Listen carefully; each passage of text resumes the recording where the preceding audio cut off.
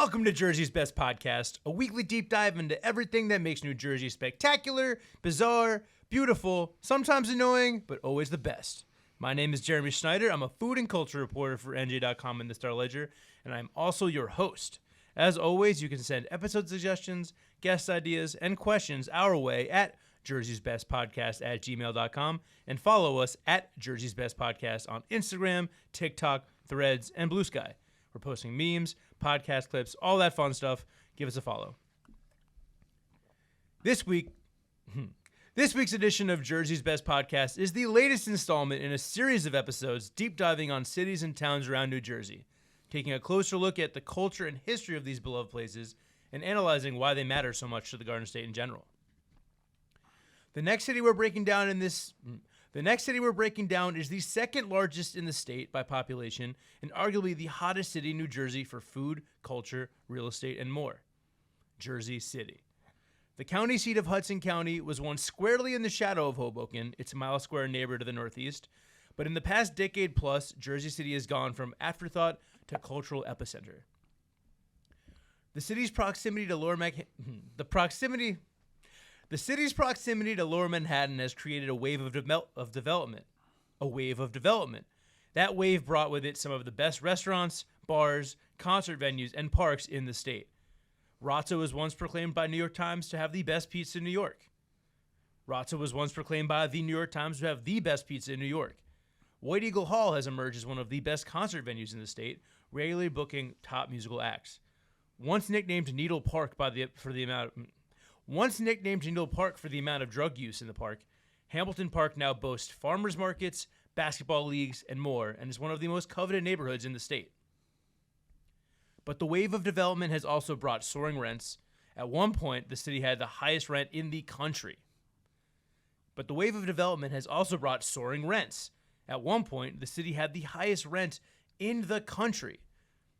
And that has threatened to dilute one of America's most diverse cities. As Jersey City's skyline has changed, so has its population. The city's vibe and feel have shifted distinctly. Yes, the 2010s put Jersey City back on the map, but has it ruined what made the city great in the first place? Is Jersey City still Jersey? I've lived in Jersey City for more than 10 years. In that decade alone, the city has become a massively different place. Some changes for the better, but plenty for the worse. But we wanted to get the perspective of a native. Joining me today to discuss Jersey City's evolution is John Erbach, a Jersey City native who has spent years working in the town's service industry. John, welcome to Jersey's Best Podcast. Hey, thanks for having me, man. It's very nice to have you here. And, I have a unique perspective having gone to Jersey City when all this started to pop off, but you've been there a lot longer than me. What was it like growing up in Jersey City in the 90s? I mean, it's so hard to quantify like your childhood in like a short sentence, but it was awesome. I loved growing up in Jersey City. Like Liberty State Park was there. I learned how to ride a bike there. We sledded down Mosquito Park. Like, there's all these really fond memories. I mean, Jersey City pizza. Any Jersey boy loves pizza, but like any kid loves pizza. So it's a great place to. I don't know. Loved growing up there. Was the city a lot different then? I mean, did it feel different? Did it look different? Look different is 100% yes. If I could go more than 100% yes. It felt different for sure, but like you're also a kid, so like the whole world feels different when you're that short. But there's definitely a noticeable change, but there's still like a core that I think exists that you had in the 90s and still have today. You mentioned the looks different. Well, I mean, anything specific? I mean, downtown, specifically like waterfront, Gold Coast was what they used to call it. I don't know if they still do. And then also like Journal Square absolutely changed overnight, it feels like. Like downtown was a little bit more of like a slower change, it feels like. Journal Square was like... kind of overnight? Yeah. It was crazy. When you were growing up in Jersey City, did you ever imagine it was going to become this cultural hotbed, this place that people were dying to buy houses, et cetera, et cetera? No, I don't think I did.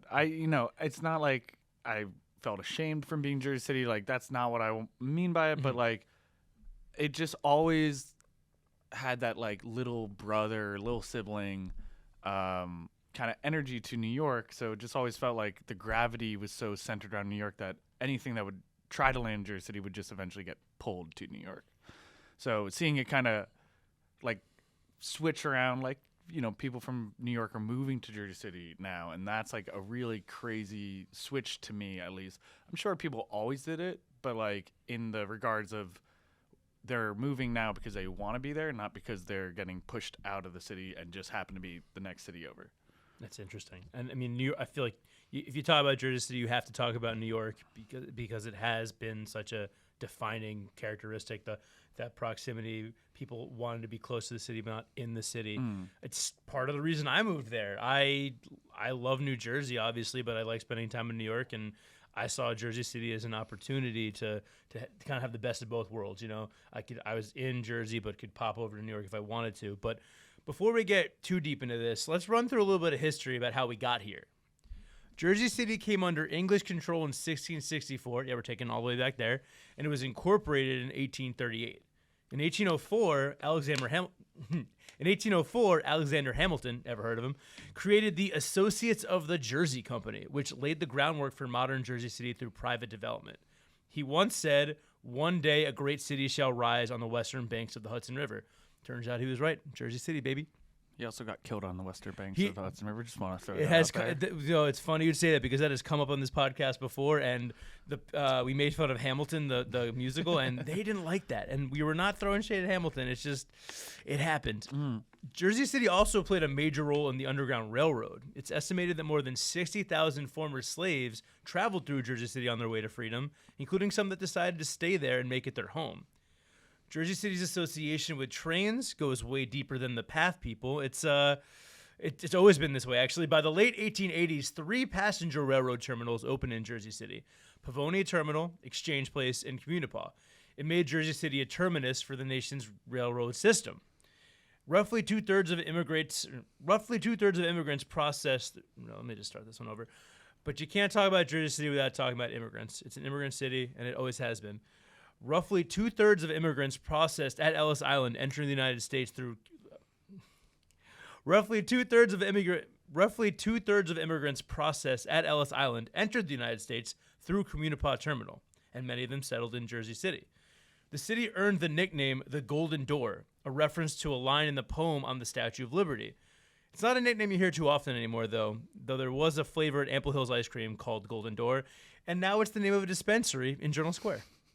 Which, with the way that marijuana culture and sales have changed in 2025, weirdly feels fitting.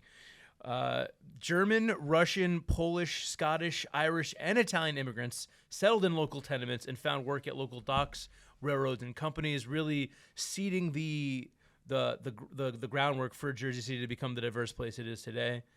The Hudson and Manhattan Railroad, now the Path, opened in 1908, and in 1913... The Hudson and we were talking about trains before. The Hudson and Manhattan Railroad, now the Path, opened in 1913, New Jersey's first underground rapid transit system. Fun fact, the Path is a major reason I moved to New Jersey. Fun fact, the Path. This is the most amount of reading I've had to do for one of these. So I'm James, our audio guy. I apologize. You're going to have a lot of work to do on this one. Fun fact, the Path is why I moved to Jersey City. And if we're talking about historical figures, I would be remiss to not talk about Frank Hague, a.k.a. Boss Hague. He was the deeply corrupt mayor of Jersey City from 1917 to 1947. That's an insane amount of time. That's 40 years. Just 40 years. Quick math there. 40 years. And while he was deeply corrupt and there was a lot of voter fraud and whatnot going on, he was an incredibly influential person when it came to construction projects in Jersey City.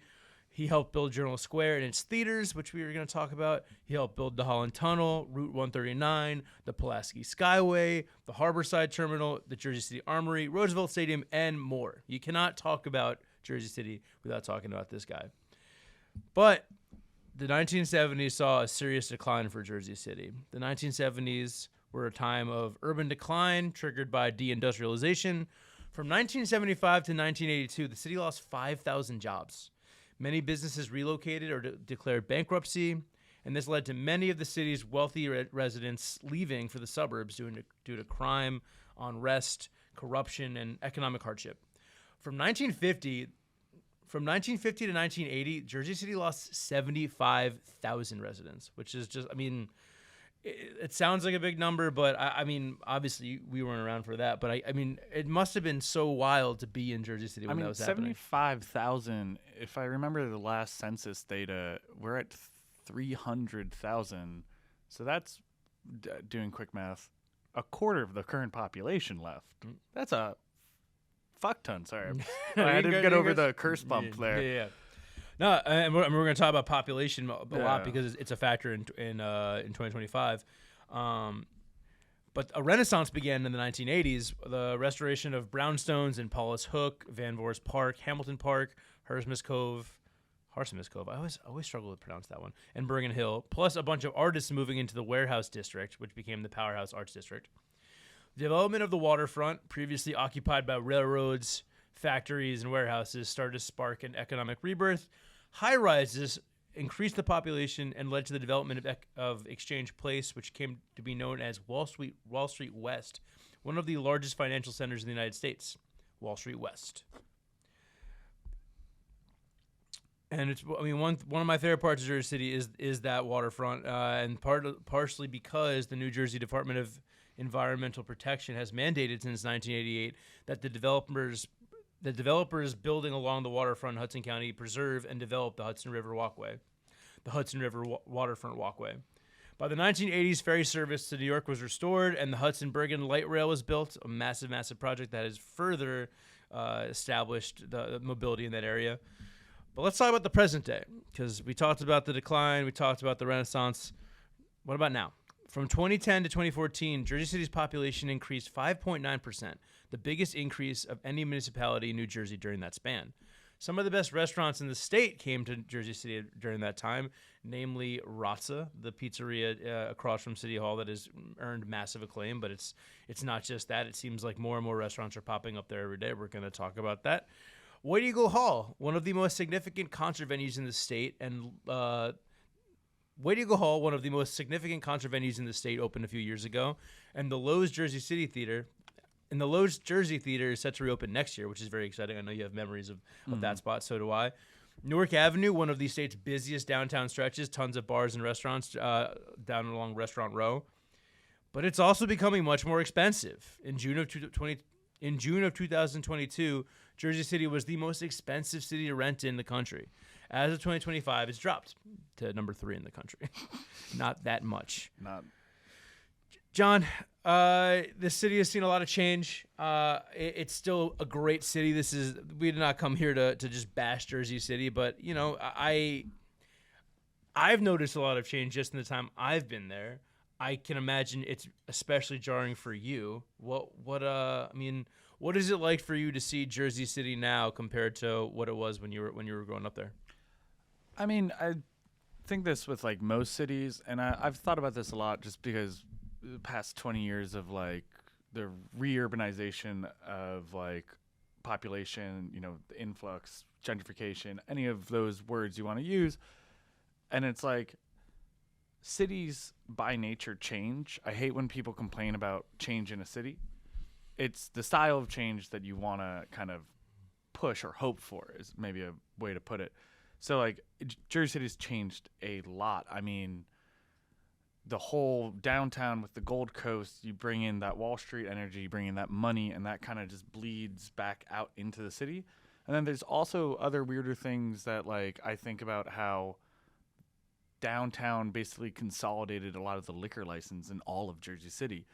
And kind of pushed everything into like a hyper concentrated area, which is a lot of fun, and I love a lot of the bars down there, but it also like kind of leaves the outer neighborhoods from downtown a little barren's not the word I want to say because I live out of there and it's definitely not barren, but like feeling a little neglected is a way to put it. And it's like also kind of like forces you to always interact with downtown in a way that like I think other cities, they'll have their sub-main sections where we do have that, like Central Ave in the Heights is like that, but kind of crazy that it's a major city central like main strip and there's only I think one bar on the entire strip.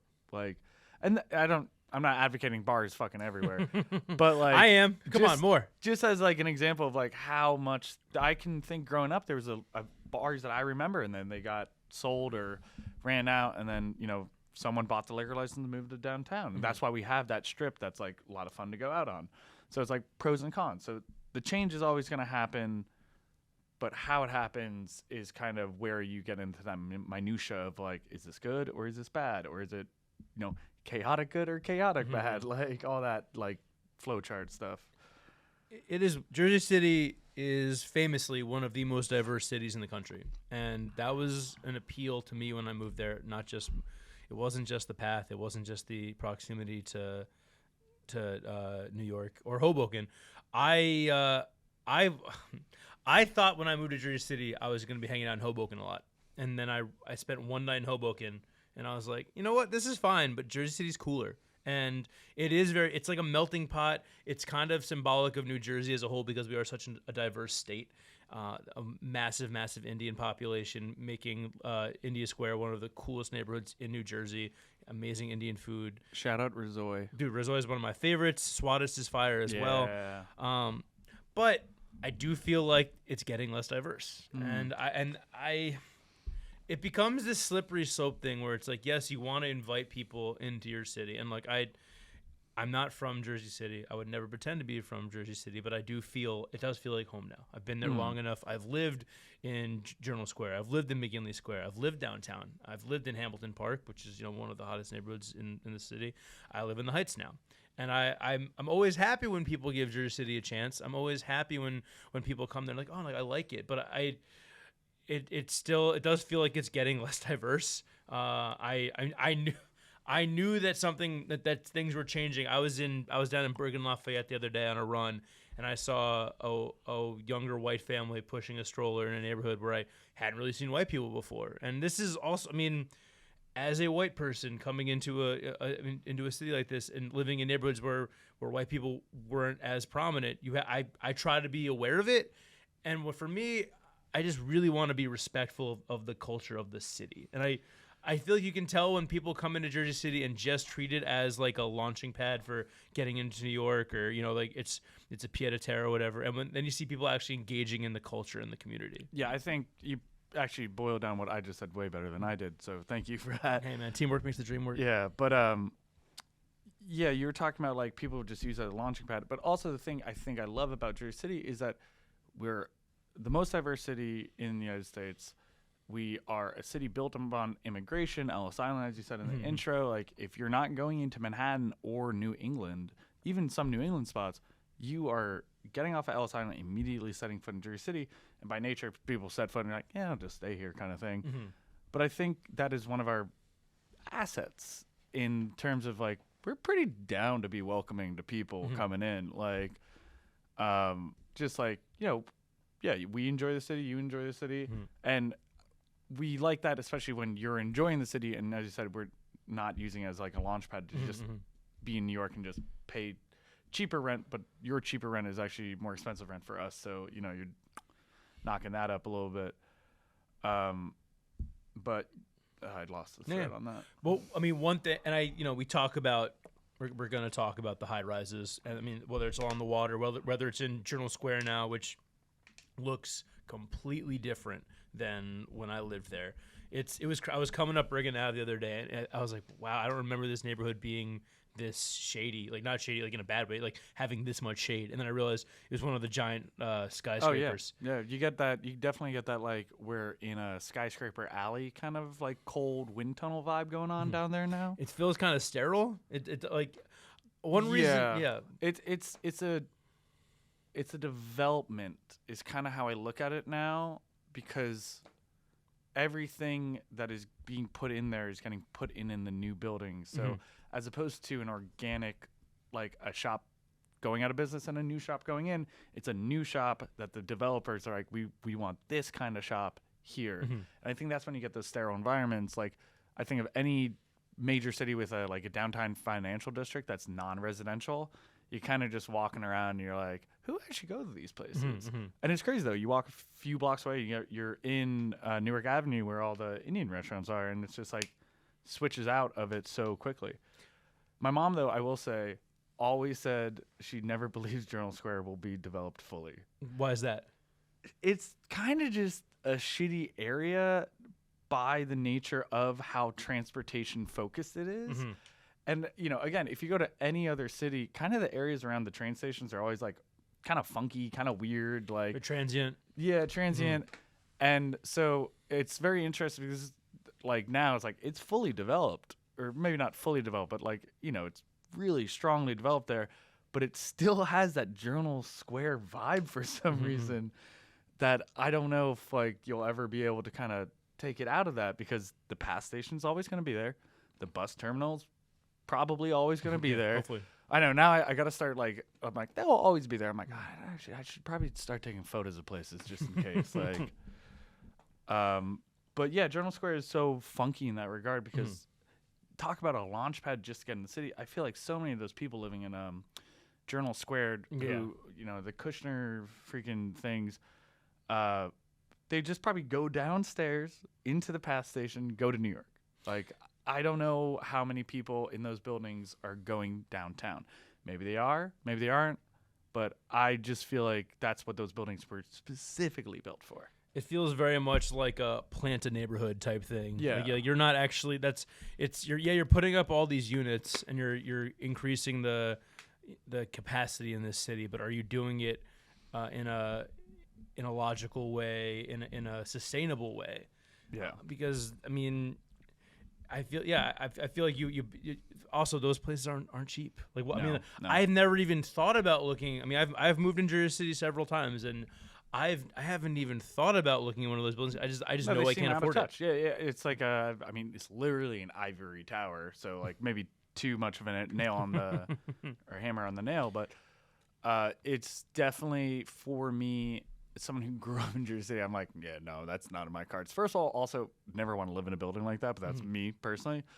But like, yeah, I'm looking for an apartment right now, and I'm like, nope, sorry, just never, can't afford that, won't afford that, so weird and silly. On that same note, though, I just popped in my head, if you've ever been on the PATH train, there's a series of ads for development. If you're going down Jersey Ave where the hospital is, there's a big glass tower to our left if we're going towards Liberty State Park.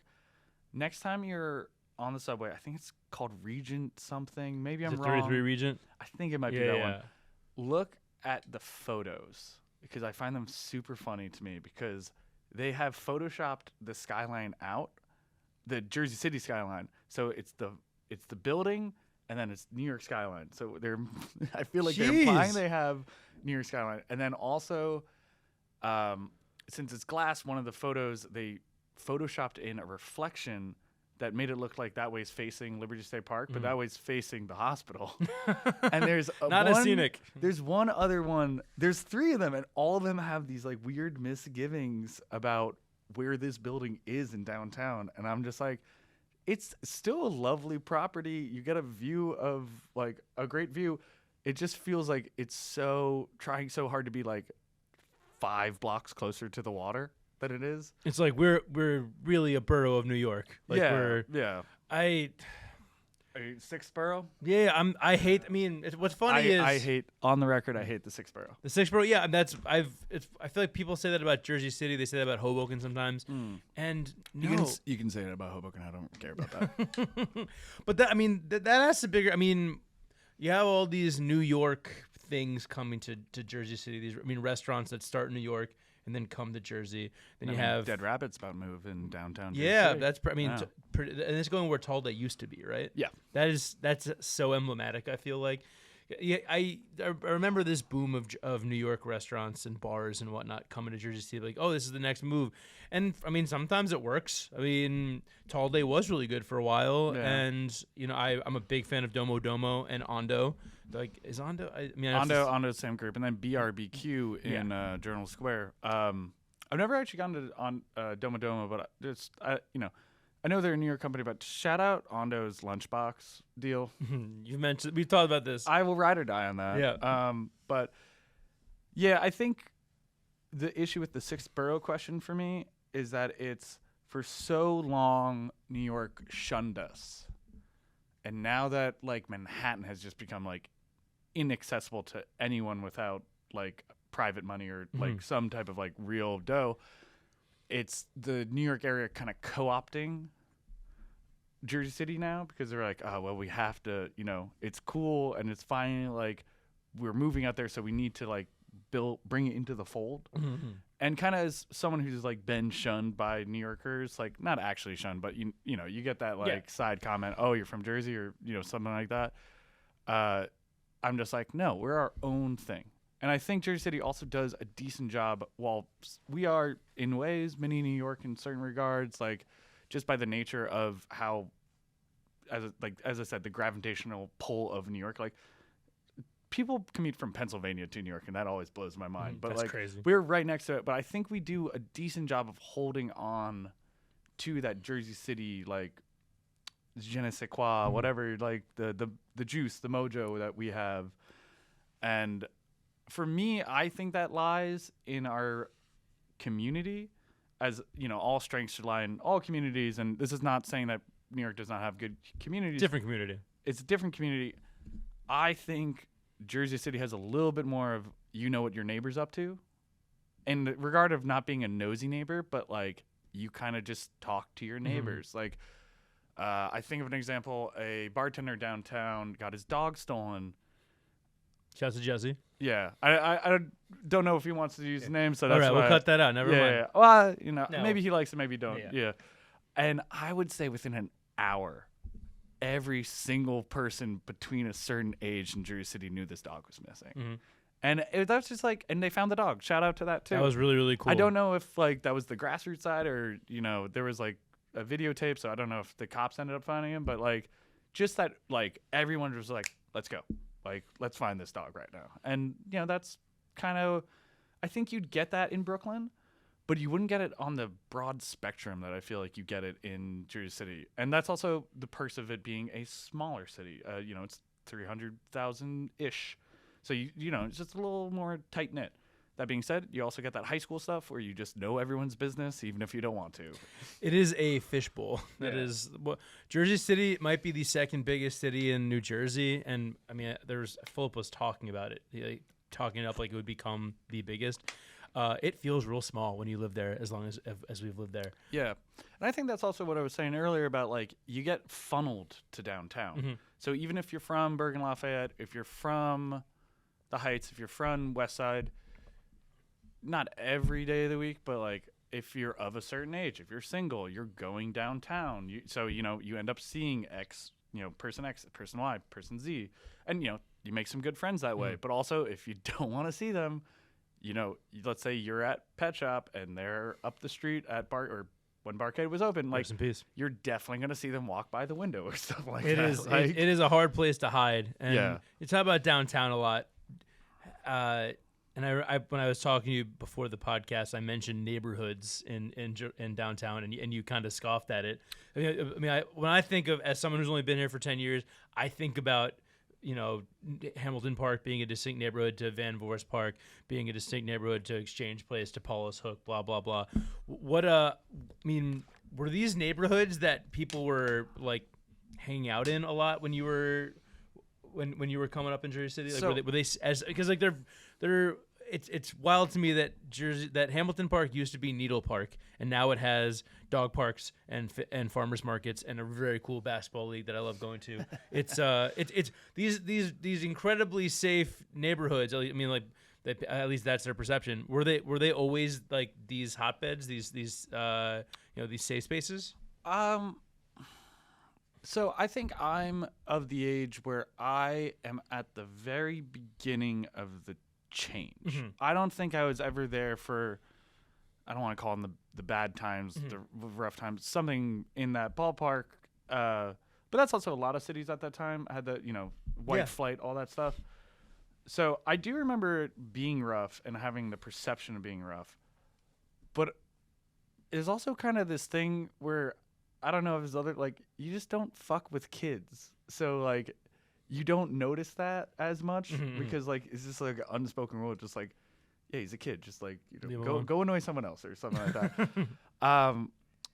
But I mean, there's a movie I forgot. I've meant to look it up before, and someone can write about it and tell everyone. It has Anthony Hopkins and Chris Rock in it, and it takes place in Jersey City and Prague. Those are the two major locations, and it's like a buddy spy movie in which Chris Rock has a twin brother who is Chris Rock, and he dies. So Bad Company. Bad Company. According to Google. Yeah, that's it. He dies, so then the kind of like that very 90s, like the CIA, the secret agent brother, and then he has a identical brother that's like a little bit more of a hustler and like a little more of like what Chris Rock would play usually in his character. And it's really crazy because it depicts downtown. It's shot in downtown too, and it portrays it as a rough place, and it was a rough place for a while. If you look at old photos of Jersey City from the 80s, the rail yards were still down there. Like all those new buildings, also the land like that they built out, all those are new. So like downtown wasn't a downtown how we think about it as in like a financial district downtown. It was a industrial downtown. So that is why it stayed rough down there, I think, for a while up until when I was growing up, where they started cleaning it up, whatever that means, loaded thing when a city says they're cleaning up a neighborhood. Yeah, and that's tricky. Yeah, and then going back to your thing about the neighborhoods downtown, I grew up in the Heights. I think Jersey City has big neighborhoods. They don't have small neighborhoods. I grew up downtown. Downtown was, you have downtown, and when you're saying that, I'm thinking like the brownstone areas, what you call historic downtown kind of stuff. And then you had Exchange Place in Newport and maybe Paul's Hook, but to be honest, Paul's Hook, while removed from that area downtown, feels like that same kind of energy. And then you would refer to where you lived by the park, but in no way would I ever have said that I live in the X Park neighborhood. Hamilton Park. You wouldn't say you lived in Hamilton Park. Yeah, I would say I live by Hamilton Park. If you said you lived in Hamilton Park, you either were living in Hamilton Park or you were actually one of the houses on Hamilton Park. So that's some like realtor mumbo jumbo right there. I mean, realtor mumbo jumbo in Jersey City is insane. If you ever go on for whatever reason, Uber's Maps has way more neighborhoods on it for some reason. I think Washington Village is in the Heights, and I'm like, I've never heard that in my entire life of growing up there. And then they pull this like Houdini trick. It was like, well, back in the day, it was actually called Washington Village. And I'm like, how long ago? And they're like 1770. Like, and I'm like, yeah, Alexander Hamilton was showing them. We're good on that. Yeah. Was there a specific moment where you? I mean, because I guess there's been, there was change. You say you noticed like the beginning of the change when you were younger, and then there's been a lot of change in the 2010s and whatnot. Like, do you remember any specific moments where where you really noticed that things were changing? So one of the big moments on the first round of change when I was, let's say like 10, circa give or take like 3 years, 10 years old, was like the Gold Coast development. And then, and for the uninitiated, Gold Coast is? Gold Coast is if you're standing in downtown Manhattan and you're looking at New Jersey and you see all the skyscrapers, that's the Gold Coast. And so that's like Newport, which got heavily developed. You got where the Colgate clock is. You got the Goldman Sachs building. They were going to move their entire offices over there. They built the building. And someone checked the dates on this, but I want to say they finished building in 2007, and then the next year, 2008 happened. And so, like, I feel like Jersey City at that moment was on the precipice of almost doing what it is doing now, where it almost jumped to that, like, hip art city, whatever. But then as a whole economy hit the tank, it kind of just, like, it didn't reverse. Like, we didn't roll it back, but it kind of, like freeze time for a second. And then, economy recuperated a bit. And then I would say the next wave, and this is like almost the wave that is still going on today. I'm sure that you could break down into more like this second wave, third wave, five wave. But I think the momentum from that first one or the second one kind of started carrying around like, I don't know, I want to say like 2010, 2011. And this is when you start seeing because we always had good restaurants, but this is when you see that, like, for lack of a better word, like New York flair kind of style of restaurant or bar kind of coming in. Cuisine and like hip dive bars and like like Jersey City definitely has some like old man dive bars. They sure do, baby. Oh man. And like, Shouts to the Grapevine Tavern. yes, exactly. Love Grapevine Tavern. And I think you have something like Lucky's where it is a dive bar, 100%. But there's like definitely that difference of you have the young hip dive bar and then you have the old guard dive bar. If you ever go into one of the old guard dive bars, just for the record, the men in there are super weird. So if you're a woman, I'd actually not suggest going in alone. But I've seen you some get stuff. some crazy stories about Jersey City when you're talking to those guys. Like, Oh, absolutely. Just like the mischief night stuff that they did as a kid, that they would go on the embankment and throw like flour with rocks in it at cars, and just like, holy cow, this like, it sounds like the Wild West. But yeah, I wouldn't say they're good people. They might be good people, but I will say they have some crazy storytelling, and they're also of that storytelling that the truth does not matter, and I like that. So I I think the biggest telltale sign for me that shows that this city is changing. The city changed enough that I remember as a kid, my dad worked in Jersey City when I was like 9 or I think. yeah, you like, said at the medical center. Yeah, right? my dad worked at what became the Beacon, which is you said you'd tell friends it was haunted. Oh no, not friends. No. People who lived in the current Beacon. When you had a lift line, I'd always tell them that it was haunted. And you always have to tell them which building. It was the maternity ward building. And I stand by that just in case anyone's watching that. It is haunted. But it was like an inside joke that we kind of pulled on the people moving into that building, because we're like, it's a beautiful building. I'm really happy they preserved it. And that's like an example of the option was it would stay derelict. Yeah, that's a tough one. Zoolander comes up once again. Yeah.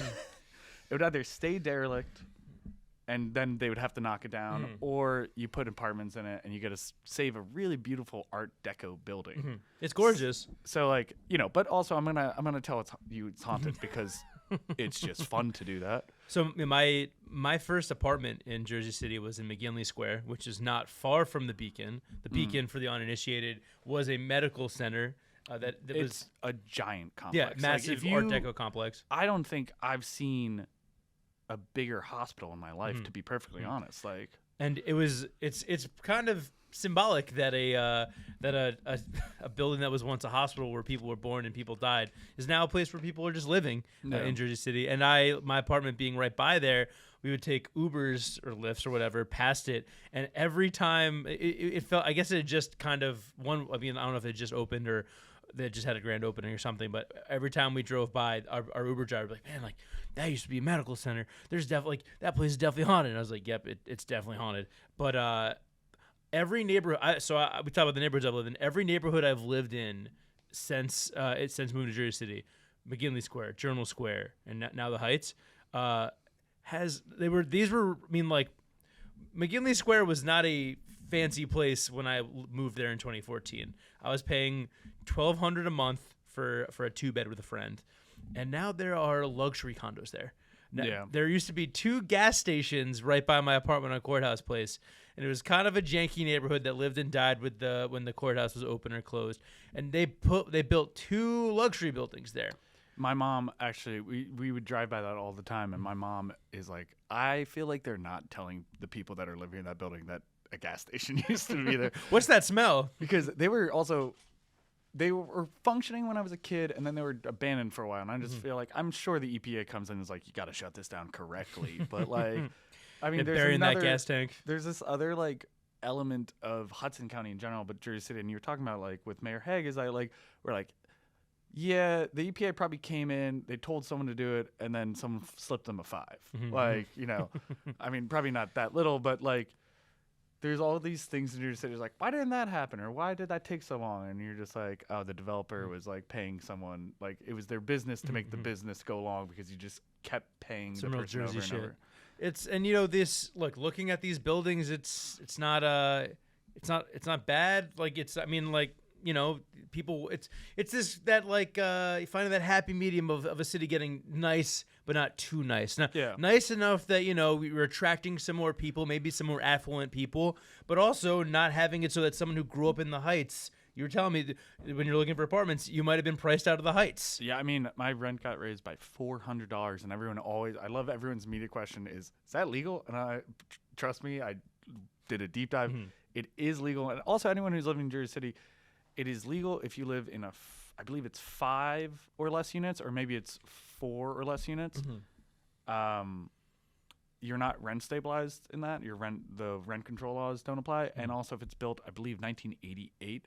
So if it's built after 1988, it doesn't apply. So if you're in a 6-unit building that was built in 1987, it applies to you. If you're in a 3-person unit that was built in 1989, it doesn't apply to you. So just anyone listening, I think that's good to know. But what you're saying about like the new buildings is like, the United States is in the housing crisis. So like we do need to build a lot more affordable apartments. But the question is, I don't know how many affordable units Journal Squared 1 has, or if the city mandated it at all from them. Maybe they did, and I hope they did. But also I feel like they mandate it. They're like, okay, X amount of units have to be it. And then the developer goes, yeah, that's a nice number, but if we cut it by half? And then, they find out that, they cut it in half again. So with these new buildings, the best case scenario for me is like, they're going to happen. Don't fight that they're going to happen, because they're going to happen, but really advocating for like affordable housing units within that building is, I think, the best of both worlds. That, as I said at the top of the podcast, city's going to change. That's what cities do. It's just how you direct that change can affect whether that city becomes enjoyable, affordable, rich community, or kind of just, boxes of rich people living with a bunch of displaced people in other counties. And it's interesting to me that it's happening. These, high rises are going up in neighborhoods. It doesn't surprise me when you see them by the water. It doesn't surprise me when you see them downtown even. It's seeing them in the outer neighborhoods, and I think it raises a bigger question, because as someone who's lived in these outer neighborhoods and currently does, I want to see these places get the attention and respect they deserve. It's not just like people moving here, but like from the city itself. And one of my biggest complaints about living in Jersey City, it seems like Jersey City itself sometimes only cares about downtown. Like I often feel neglected as a resident in the Heights, and I mean something as simple as there aren't enough not enough trash cans, so there's always litter, and there's this is another symbolic thing. They launched a pilot program in downtown Jersey City where there's only street sweeping twice a week. Everywhere else in the city, it's 4 times a week. Also, if anyone knows what street sweeping actually does, it's please a let me know. complete racket. Jersey City, I really feel like it's a racket. It is. I mean, this sounds stupid, but it is legitimately one of the most frustrating things about living in Jersey City. Is what a farce the street sweeping is, and it's frustrating because it's clearly. It's a racket to make money, because if people forget to move their car, you get $50 easy from a car there, and the street sweeping is not cleaning a thing. No, not a thing. So the number of times I've been in my car and I've been watching as a street sweeper goes by, and I see it looks dirtier than the time before. It looks dirtier than before it came through. Yeah. And for them to do this, they launched this thing in 2021. They launched the program where it was only twice a week downtown as opposed to 4 times a week everywhere else. And they go, "Oh, we're looking into it." It's like, no, you're giving downtown preferential treatment, and you're still ganging up on people in the Heights and McGinley Square and West Side. So on that note, you drive. Yes, you're also from the suburbs, which is funny because I think in other parts of the world, states actually, Montclair would be like a city. But you drive, I don't drive. I don't have a license. And that's like prototypical kid from a city thing. Yeah. I also have such bad eyesight that I don't think they will issue me a license, but that's a whole nother story. How many fingers I'm holding up? Oh, God. I mean, when I was walking out today to meet Jeremy, he picked me up and 4 cars were idling, probably because of street sweeping. Yeah. I was afraid I was going to get a ticket. Yeah. And I just was like, which car is he? And I can't see. But, what do you feel about the bike lanes? Oh man, that's funny you say that, because I'm a biker myself, but I also think that the way Jersey City was built, and designed is so nonsensical. Like the traffic patterns make no sense. They just put a bike lane on Palisade between 139 and Newark, which is a great idea in theory, but that's right by Dickinson High School, and the traffic there is nuts without a bike lane. Now there's a bike lane that's basically making what was once a 3-lane road a 2-lane road, and it's gonna be a nightmare. I'm dreading that first day back at school when there is just an absolute mob clusterfuck. How do you feel about the bike lane? So I hear people with like it can make traffic worse, but there's also a regard of like, if they design the bike lane system better, they could put in less bike lanes. In my opinion. Yeah, that makes sense. But specifically the new one that they just put in, I was like, oh sweet, finally Palisades gets a bike lane. That bike lane is 1 block long and then terminates at a highway. Very symbolic. And then just like a good doesn't idea go anywhere. So the Heights actually has no connective bike lane to any part of the other city. So you have all these like bike lanes that are within the neighborhood, but there's no actual like commuting bike lanes, for lack of a better word. I mean, thank God they put the one on Newark going down and up the hill. Yeah. But I'm a little tired of people like complaining about the bike lanes. Oh, it's like a personality trait, especially on like the Jersey is. subreddit, which there's some good stuff happening there, but there is plenty of just Jersey City subreddit complaining. Utter chaos. It is. They once accused me of writing with AI, which really hurt my feelings. Like, tell me I'm a bad writer. Tell me my opinions are wrong, but don't. I didn't use that. I just like M dashes. That doesn't mean it's AI. Yeah. Also, I hope the person that was looking for a place to cry by themselves found it. I did. You did? Good. It's a podcast studio. Yeah. But yeah, the connective, like if you just had 1 or 2 north to south bike lanes and then 1 or 2 east to west, I'm happy. I mean, I like biking, so I'll go out of my way to bike. But like, it's super dangerous. I know so many people who have been hit by cars in Jersey City. Yeah, me too. I like it's just the drivers in Jersey City are absolutely nuts, and I think part of that is just the way. I mean, like it's narrow streets. Yeah, there are some streets that are 2 ways that should absolutely be 1 way. Yeah, I mean they're talking about making Baldwin and Summit 1 ways and putting a bike lane in, and I think that's a really smart solution because you could almost double up the lanes going north and double up the lanes going south, but also get a bike lane. But also, if you ever driven on Central Ave, which is like my main street growing up, I actually don't know where the crosswalks are on Central Ave because you just jaywalk everywhere. It is. I mean, there's a lot of lawlessness that goes on Central Ave. The double parking is nuts. Yeah. I want to, before we close out, I want to ask you a couple things, a little more downtown centric, because there's one bar. I mean, we could look. It's not surprising that there are a lot of bars downtown. That makes sense. Yeah. But one bar closing really felt like the end of an era for me and a lot of people. Barcade closed earlier this year. And R.I.P. It was, the Barcade was the first bar that I fell in love with in Jersey City. Like when I moved there as a know nothing 24-year-old, I was just there, and I mean I was playing Tapper and Crazy Taxi and drinking Narragansetts, and I kind of stopped going there because I found other bars. I found Lucky's, Pet Shop opened, Big Love for Keyhole, but Barcade was kind of a landmark moment for it's part of the reason I moved to Jersey City, because it kind of felt like a beacon of like, okay, if they have a barcade, like it must be pretty cool. It must be like safe. A cred point thing. So I was mentioning this to you in the car, and my friend, shout out Landry, I believe, said this. He said when Barcade moved into the neighborhood, everyone said, "Up, there goes the neighborhood."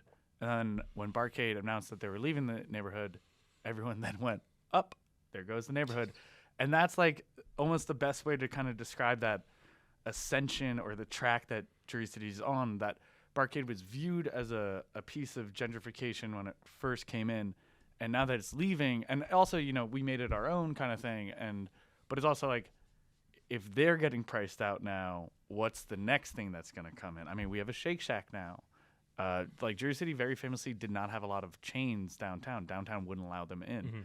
And now I'm worried that, you said like the New York restaurants are coming in, and like I get a little like nervous about where the tax money goes with some of these companies. And I'm not saying they're evading stuff, but like, if you go to pay a local store, I do think more of the tax money is going in, and an economist can come and tell me to shut up at any moment right now.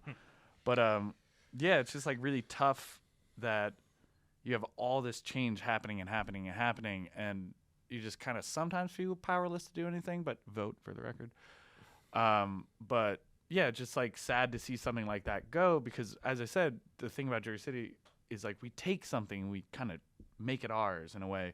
Jersey City, make it yours. Great slogan, honestly. And you know, Barcade leaving, I was there at the night. Funniest bar I've ever gone to at the last close, because they didn't anticipate how much of a party the last night was going to be. That's crazy. They ran out of, it was like the beginning of summer, and the last taps were like double stouts and like just like the weirdest shit they had left. And it was like everyone was like, can I have a pilsner? You're like, we don't have a pilsner. I was like, oh, okay, I'll have the cider. No, it's like, I'm like, just give me whatever you're pouring at this point. Like, I got pretty drunk, did some drunk driving, not actually in a car, in the Daytona. There we go. That's like, the best kind of drunk. That's the only kind of drunk driving. Yeah, exactly. But I think that Barcade was kind of the canary in the coal mine in both ways. Like it opening was like, all right, like gentrification's coming, but like maybe like the right amount if there such a thing exists. And the fact that the Jersey has gotten so expensive that Barcade now is closed, and they're talking about reopening again, but I mean we'll see. But it's like, all right, like this thing has gone too far. Do you know where they're going to reopen? I don't. Do you know? Journal Square. It's happening? Allegedly. That's breaking news right on the podcast. If you want to see that that move from downtown and how Journal Square is kind of like that corridor from downtown Journal Square is becoming like the part of Jersey City. That's, again, canary in the coal mine. If it's moving to Journal Square, what does that mean for Journal Square? That is so. I had thought it was going to be somewhere else downtown. That is very interesting. It's kind of feels like the cycle beginning in another neighborhood. It's really funny how that's like kind of beginning again. I mean, Barcade closing. It's obviously a bummer. I think that the real oh shit, Jersey City's in trouble moment for me would be like if Lucky's closed, or if if Pet Shop closed. And I think Pet Shop is a very good example because it opened in 2017. No, way earlier. 2016? Hold up, I can find this out. I'm going to clock that like 2014, 2015 maybe. 2016. Oh. So right, Pet Shop opens in 2016, and it's not your typical dive bar because it's new. It's less than 10 years old or whatever. About going to be 10 years next year. That's crazy. But it's a space where they have concerts. It's a space where like everyone knows everyone. It's the hub of Jersey City nightlife, for better or worse. And I think that's kind of symbolizes the power of Jersey City, Jersey City's creative, communal vibes personified. Yeah. So if that ever closed, that would be, I think, the ultimate. Jersey City's over. Yeah, but I don't like to say any city's ever over, because I keep saying it, just like change is a forward progression thing. Don't get me wrong, I would be very sad if Pet Shop closed. It's never gonna happen. I won't let it. Yeah, I drink enough high life there. The question I think becomes when Jersey City loses its identity of downtown and starts branching out to the other neighborhoods. What is that Jersey City? Like, what does that mean? Like, let's say, as an example, what if Pet Shop didn't close and moved to Bergen Lafayette? Like, so I'm really curious because I think, like, it's almost like at this point where so much density is in downtown. I think about it like a water balloon almost getting filled up. It's eventually going to spill out everywhere else. And it's starting to happen. Maybe a little leak here, maybe a little leak here. I mean, the Heights is definitely on the up and up, next neighborhood to get, I think, fully like revamped and all. It's already kind of happening, but what will happen to West Side, Bergen Lafayette, Greenville? I mean, Greenville, very important to talk about in Jersey City because it is incorporated after the rest of Jersey City, so it kind of has its own identity, and it is historically a big African American community that is the most underserved in the entire city. And they moved a lot of like municipal resources down there to thinking that would help it. And it has helped a bit, but I don't know the exact economics, but it still has that pretty rough OG Jersey City like feel when you go down there. And so really when will that start happening? And I hope it happens in a way that anyone who is born there, raised there, can still exist there. But like I would say that's when Jersey City is fully gentrified, is when you start seeing people move into Greenville and move in a way that is driving rents up, or putting in coffee shops or whatever you have, like whatever the four horsemen of the gentrification If is. there's a Shake Shack in or if there's a Starbucks down in Greenville, then you'll know. Yeah, then or Whole Foods. Okay. Whole Foods is the final boss. I've thought about this for a while, because that's like, you not only do you have money to live there, you have money to shop like that and live there. Man. John, this was a lot of fun, but before we let you go, I didn't even tell you about this. We got to run you through the Garden State Gauntlet, Jersey City edition, some rapid-fire questions about Jersey City. Word. Are you ready? Ready as I ever going to be. And at the top of this, I'm going to say this is my opinion. I am not speaking for Jersey City. Oh, no, this is all you, man. I'm 100% No, this is all you. biased. No, this is opinion. Your opinions about Jersey City. What is your favorite Jersey City restaurant? Oh God, that is. Oof. It's supposed to be rapid fire, so I'm gonna just shout out White Manna here, or Renato's in the Heights. Those are like OG childhood restaurants for me. There's a lot of good food going on downtown, but I'm gonna go with my like core memory stuff here. Love that. Favorite Jersey City bar? I'm gonna ignore the two places I work out.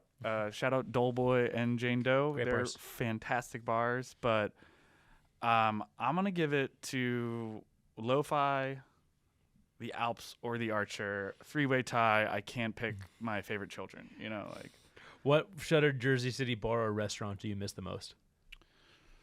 Ooh, shuttered bar, Jersey City restaurant.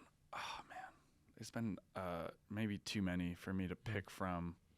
What are a couple then? Oh man, I mean, I'm really happy most of the Heights restaurants have stayed around. Oh, Amoryville. No, Amoryville's still an ice cream shop, but it used to be called Amoryville, and I always loved that for an ice cream shop name. It was in the Heights, and I loved it to death. And it's now changed to Dahlia's, which is I've been cool. there, yeah. Solid spot, but I just we still call it Amoryville, and I don't know, something about that always made me kind of love it. What's one thing that only Jersey City locals know? My joke is what the real name of it's not what we know, it's what we don't know, and it's what the real name of Mosquito Park is.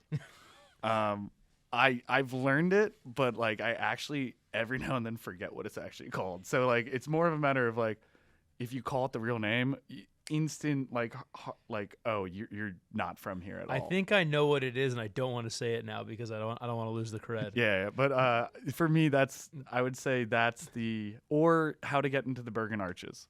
Those are the two things like that. If you're growing up here, you know immediately. What is the one thing Jersey City needs more of? Oh, bike lanes. I think we need better development in other neighborhoods besides downtown. That's like a legitimate thing that I think would benefit us a lot. Also, affordable housing. Better rent control laws? Yes, but, yeah. as we've noticed, or as we've learned from you. Yeah. What is one thing Jersey City has too much of? That's a good one. I mean, we have a lot of things that annoy me, but I think the thing that drives me the most crazy, oh man, that's a tough one. Too much of. Give me a second. Yeah, take your time.